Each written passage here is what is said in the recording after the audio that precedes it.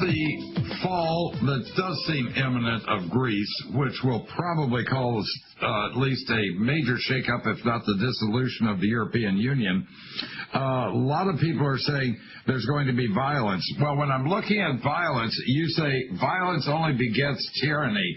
But when I'm looking at the violence, a lot of people are saying we just can't keep sitting on our hands. The job losses are increasing. The foreclosures are increasing. People are getting extremely mad. But when I look at something like the Tea Party, I'm looking at agent provocateurs going in there to try to create violence.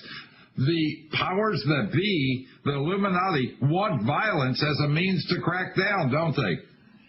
They certainly do.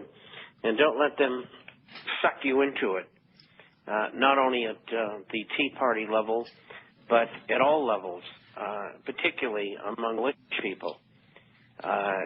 You don't want to do anything overt. You can train, you can politic, and you can speak, at least for this time period, and do the best you can in exposing what these people are doing so we can get the millions that they paid off in the House and the Senate out of office. We have a great opportunity here, and if we don't take advantage of it as Americans, the game's over. We've got to this time get them out of office, be them Republicans or Democrats. Harry Reid should go. John McCain should go. One a Democrat, one a Republican. It's time for both of them to go, and for the same reason, politicians need to be changed like babies, and basically for the same reason. Now, you've got a couple of other things that you suggest is terminating any margin accounts, because these brokerage houses can play a lot of games with margin accounts. I didn't know that till I read the International Forecaster. You're saying they're very dangerous to have. Well, first of all, if you have a margin account, there is a part of it which is for hypothecation, which means lending the securities. And when they lend the securities in your account, they make money from that, but you don't. Now, unless things have changed since I left the brokerage business, and I owned my own firm for many years. And so I don't think they have. On the other side, the real danger is this.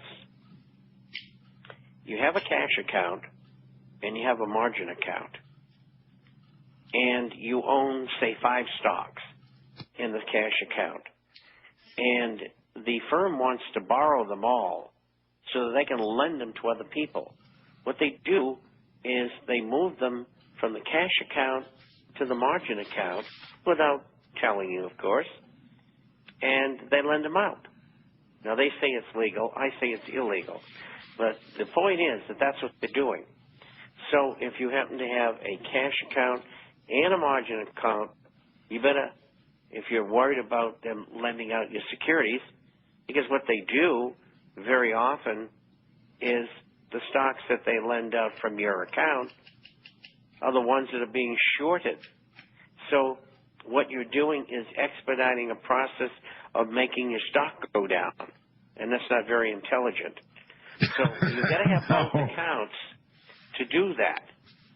So if you have both a cash account with stocks in it and a margin account, you know what they're capable of, the brokerage house.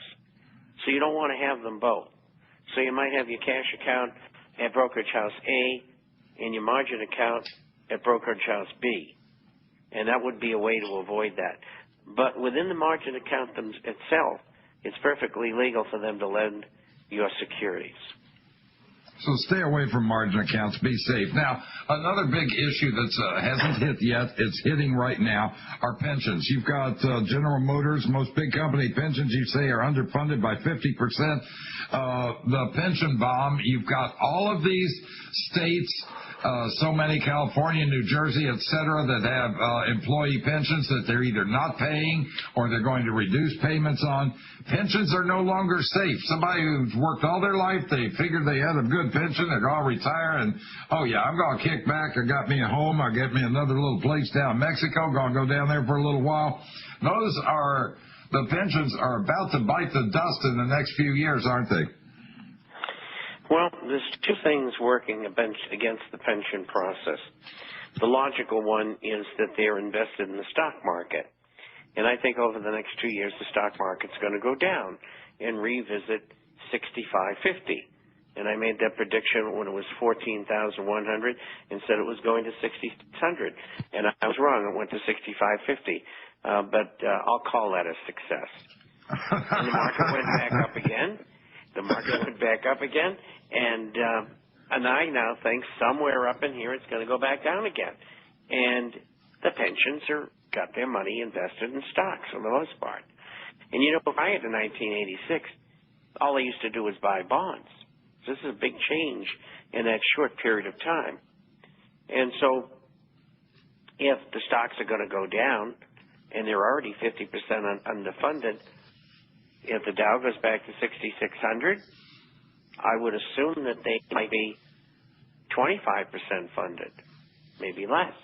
And if Richard Russell is right, and the Dow goes to 1,000, you may be collecting 20 cents on the dollar in your pension.